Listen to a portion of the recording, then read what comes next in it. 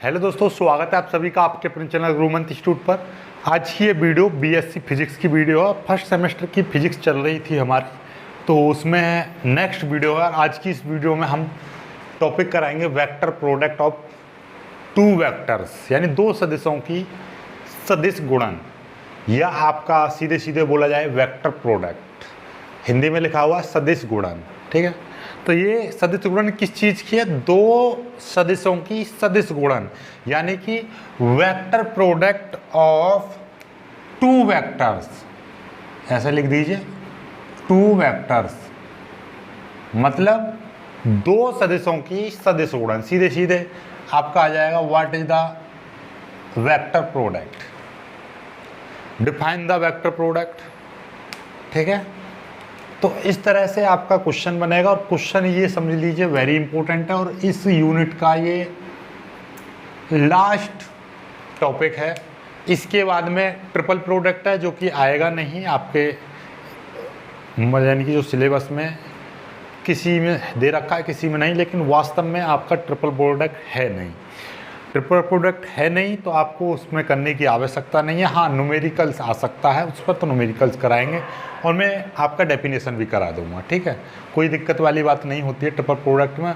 जैसा ही आपका दो का है प्रोडक्ट, वैसे ही ट्रिपल प्रोडक्ट निकल जाता है। इसकी डेफिनेशन करते हैं पहले, और फिर इसके कुछ प्रॉपर्टीज़ पढ़ेंगे। उसके बाद में इस चैप्टर को ख़त्म करेंगे, सीधे न्यूमेरिकल्स कराएंगे हम, जो आपका यूनिवर्सिटी की परीक्षा में आने वाले हैं, राइट। चलिएगा, तो सबसे पहले आपको हम बता दें, जैसे कि हमारे पास में ये दो वेक्टर है, और ये हमने भी आपको पहले बता रखा है कि ये वेक्टर है, तो इसका ये क्या है? परिमाण। इसका ये क्या है? मैग्नीट्यूड, या हम इसका परिमाण बोलेंगे, ठीक है।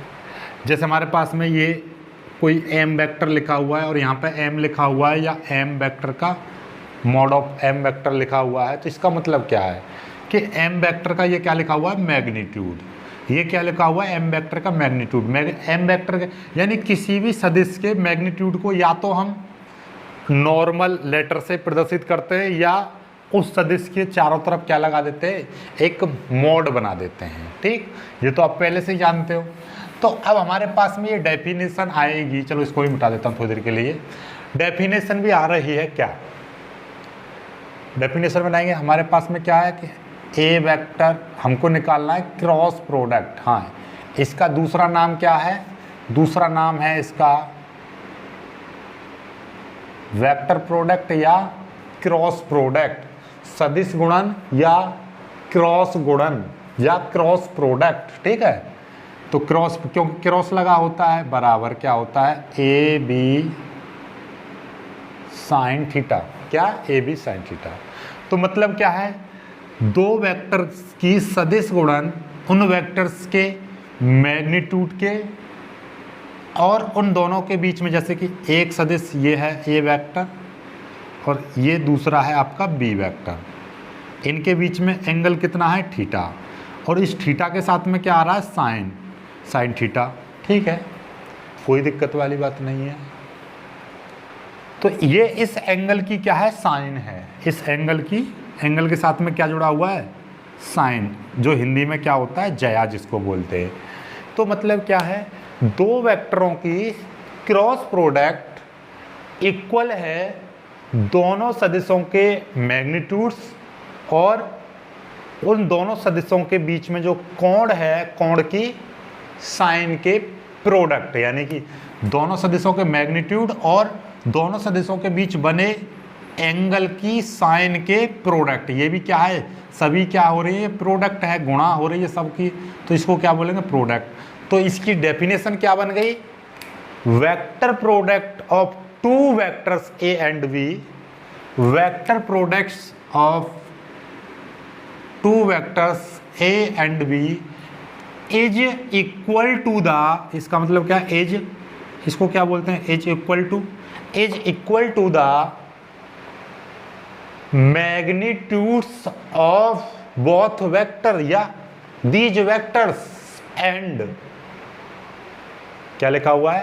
Vector product of two vectors A and B is equal to the product of the magnitudes of these vectors, product of the magnitudes of these vectors and the sine of the angle between them, the sine of the angle between them, यानी कि angle between both vectors, यानी इन vectors के angle की sine और इन दोनों वेक्टरों के मैग्नीट्यूड्स के प्रोडक्ट के इक्वल होता है इन दोनों की सदिश गुणा। समझ में आ गई है बात? ठीक है। Vector product of the two vectors A and B is equal to the product of magnitude of these vectors and the sine of the angle between them, यानी इन दोनों सदिशों के मतलब क्या हो गई, हिंदी में भी परिभाषा आप लिख दोगे, दो सदिशों की सदिश गुणा, दो सदिशों की सदिश गुणा, सदिश गुणन, दो सदिशों का या दो सदिशों का सदिश गुणन उन सदिशों के परिमाणों तथा उनके बीच बने कोण की ज्या के गुणनफल के बराबर होता है। समझ में आ गई बात? Vector product of two vectors A and B, या ए एंड बी लगाओ या मत लगाओ, टू वेक्टर्स कह दो, ये आपकी इच्छा है, ये इसको लगाओ या मत लगाओ, ठीक है। दो सदिशों का सदिश गुणन या दो सदिशों की सदिश गुणन उन सदिशों के परिमाणों इज इक्वल टू द, यानी कि बराबर होता है या बराबर होती है, की लगाओगे यहाँ पर तो बराबर होती है, ठीक है। प्रोडक्ट यानी गुणन बराबर होता है, प्रोडक्ट यानी जो गुणन है वो किसके बराबर होता है, vector product of two vectors is equal to the, दो सदिशों की सदिश गुणा बराबर होती है product of the magnitude of these vectors. Product का मतलब क्या है, गुणा, मैग्नीट्यूड का मतलब परिमाण, दीज वेक्टर यानी उन सदिशों के परिमाणों तथा the sine of the angle between them, तथा उन सदिशों के बीच बने एंगल की ज्या, हिंदी में इंग्लिश में ही लिख दिया साइन, हिंदी में बोलते हैं ज्या, के गुणनफल के बराबर होता है। तो इसके और इसके गुणनफल के बराबर होता है लिखा। दो सदिशों का सदिश गुणन उन सदिशों के परिमाणों तथा उनके बीच बने कोण की ज्या के गुणनफल के बराबर होता है। ए क्रॉस बी बराबर ए बी साइन थीटा। अब ये क्या है, ये एन वेक्टर क्या है, क्योंकि ये सदिश गुणा है और सदिश क्या होता है, उसमें एक परिमाण भी होता है और दिशा भी होती है। तो इन दोनों सदिशों का जो परिमाण तो ये मिल गया, तो इसमें दिशा कहाँ से पता चलेगी, दिशा के लिए हम क्या लगाते हैं, एक यूनिट वेक्टर लगाते हैं। तो ये एक क्या है, इकाई सदिश होता है। एन क्या है, परपेंडिकुलर टू बोथ वेक्टर्स, यानी ये जो एन है, एन कैप क्या है, एक यूनिट वेक्टर है, यूनिट वेक्टर है। और यूनिट वेक्टर का काम क्या होता है, यूनिट वेक्टर सिर्फ और सिर्फ दिशा बताने का काम करता है। ये दिशा, क्योंकि इसका परिमाण तो 1 होता है, लेकिन ये क्या करता है, दिशा बताता है। दिशा कैसे, यदि हम इसकी मल्टीप्लाई, ए की मल्टीप्लाई इसमें करेंगे तो ये चीज़ आएगी, और बी की मल्टीप्लाई ए में करेंगे तो इसका मान, एन कैप का मान कितना हो जाएगा, -1 हो जाएगा। यानी कि सीधी गुणा के लिए, जैसे मान लीजिए हम सीधा सीधा एक पेचकस को ऐसे टॉक लगा के घुमा रहे हैं, टॉक लगाकर, जैसे कि टॉ बराबर आपका सपोज दैट के एक एफ क्रॉस आर वेक्टर है। तो अब क्या करेंगे हम, तो यहाँ पर ये सीधी मल्टीप्लाई है, इस तरीके से घुमा रहे हैं, पेचकस को ऐसे घुमा रहे हैं, टॉक लगा रहे हैं। यदि हम उसको उल्टा करेंगे तो ये कितना हो जाएगा, माइनस हो जाएगा। तो ये माइनस का जो लगेगा, माइनस का 1 जो रहेगा, ये एन कैप रहे, ये केवल दिशा रहेगी। जैसे हम मान लीजिए किसी पेचकस को सीधा कस रहे हैं ऐसे, तो वो क्या हो जाएगा, N is equal to 1, N cap is equal to क्या ले जाएगा, 1, क्योंकि इसकी दिशा आगे की ओर जा रही है। इसको जब खोलने लगेंगे तो क्या हो जाएगा, एन कैप बराबर क्या हो जाएगा, -1, मतलब दिशा विपरीत हो गई। ठीक है, तो इसके कुछ एग्जाम्पल्स, टॉक इसका एग्जाम्पल है सदिश गुणन का। तो इसके ऊपर आगे डिस्कस करेंगे, इतना यहाँ पे केवल इतना ही काफ़ी है, ठीक है। तो ज़्यादा इस पर करने की ज़रूरत नहीं है, सीधे सीधे हम सवालों के ऊपर आएंगे, तो उनके सवाल बहुत ज़्यादा इंपॉर्टेंट है, तो उनको सीखेंगे, ठीक है।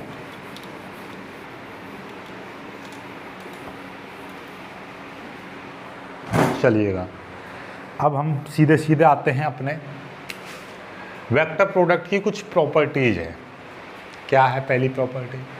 Vector product is not commutative. जैसे कि आपका डॉट प्रोडक्ट में क्या होता था, ए डॉट बी बराबर B vector dot A vector होता था, लेकिन इसमें ये नॉट कम्युटेटिव, ये इसके बराबर नहीं होता है।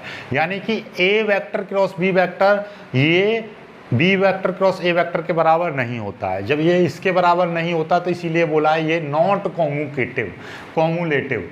तो कॉम्युलेटिव क्यों नहीं है? क्योंकि ये यानी कि ये आपका सहचर्य यानी क्रम विनिमय नियम का पालन नहीं करता है, ये क्रम विनिमय नहीं होता, यानी कि आपका ये क्रम विनिमय नियम का पालन नहीं करता। कौन नहीं करता? सदिश गुणन की हम बात कर रहे हैं। क्या? सदिश गुणन की बात कर रहे हैं। तो जब ये इसके बराबर नहीं होता तो वास्तव में बराबर क्या होता है? ए क्रॉस बी हम निकालेंगे तो क्या आता है? Minus B cross A vector, यानी कि इनके बीच में क्या आ जाता है? माइनस आ जाता है। अब एक चीज़ और बता दें हम कि ए क्रॉस बी बराबर जो आती है वैल्यू, वो अपने आप में क्या होती है?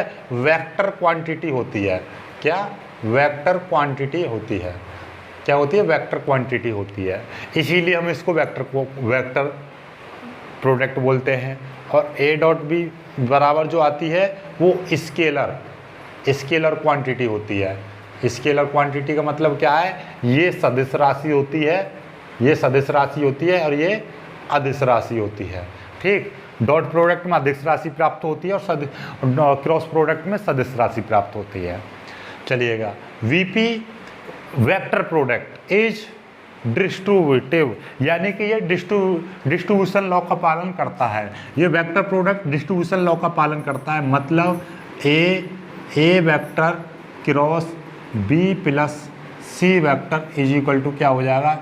ए vector cross B vector plus A vector cross C vector. ये डिस्ट्रीब्यूशन लॉ यानी कि वितरण नियम का पालन करता है। कौन सा नियम? वितरण नियम। सदिश गुणन वितरण नियम का पालन करता है। फॉर टू पैरेलल वेक्टर, यानी कि एक इस तरह से, पैरेलल का मतलब क्या होता है? एक वेक्टर इधर है, ए वेक्टर, दूसरा वेक्टर भी इधर की दिशा में ही है, ठीक है। ये बी वेक्टर मान लो, सेम इसी की दिशा में आ रहा है इधर ही। तो जब दोनों की दिशा एक है तो मतलब क्या हो जाएगा? जैसे ए वेक्टर क्रॉस बी वेक्टर बराबर क्या हो जाता है? जीरो। क्यों जीरो हो जाता है? क्योंकि यहाँ पे भी सीख लो, क्योंकि थीटा बराबर क्या होता है? जीरो। जब पैरेलल वेक्टर्स के लिए थीटा बराबर जीरो, तो थीटा बराबर जीरो, तो साइन जीरो का मान कितना होता है? जीरो होता है। और ए क्रॉस बी वेक्टर बराबर क्या होता है? ए बी साइन थीटा होता है। तो ए बी और साइन जीरो, और साइन जीरो का मान कितना? जीरो होगा, तो ये टोटल कितना हो जाएगा? जीरो। समझ में आ गई ये जीरो क्यों होता है? तो आपसे पूछ ले, दो पैरेलल वेक्टर्स की क्रॉस प्रोडक्ट या सदिश गुणन जीरो होती है, क्यों? क्योंकि उनके बीच में थीटा जीरो अंश होता है और साइन जीरो का मान जीरो होता है, इसलिए जीरो होता है, ठीक है। और परपेंडिकुलर के लिए क्या हो जाएगा? यहाँ पे लिख देना, एक 7वां पॉइंट बना देना, 4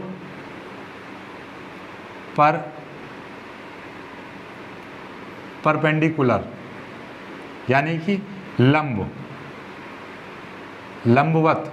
लंबवत सदिशों के लिए क्या हो जाएगा? A vector cross B vector बराबर क्या हो जाएगा?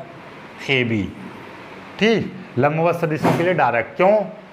क्योंकि साइन 90 का मान कितना होता है? 1, ठीक है। चलिएगा, ये समझ में आ गया होगा, ठीक।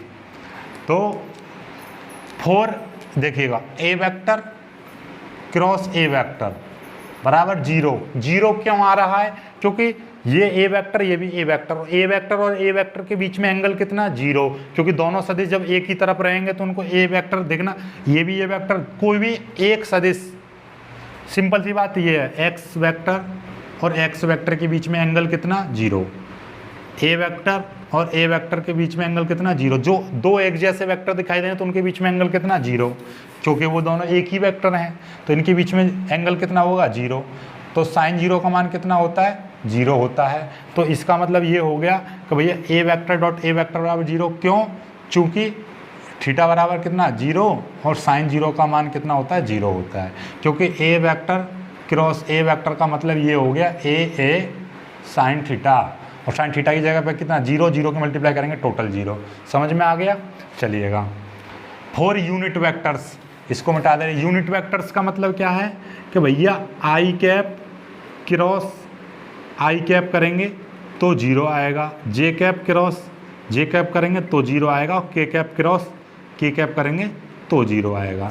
तो फिर ऐसा समझ लीजिए, यहाँ पे ऐसा लिखिए, ये आई और जे और ये के, ऐसे घुमाइए सीधा, क्रॉस क्रॉस क्रॉस, ऐसे लिख दिए आई जे के, ठीक है।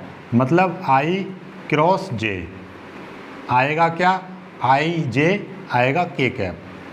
अब जे और के आई आएगा, और आपका एक और रह गया, क्या है, के और आई कैप क्या आएगा, के और आई की करेंगे तो जे कैप आएगा, ठीक है।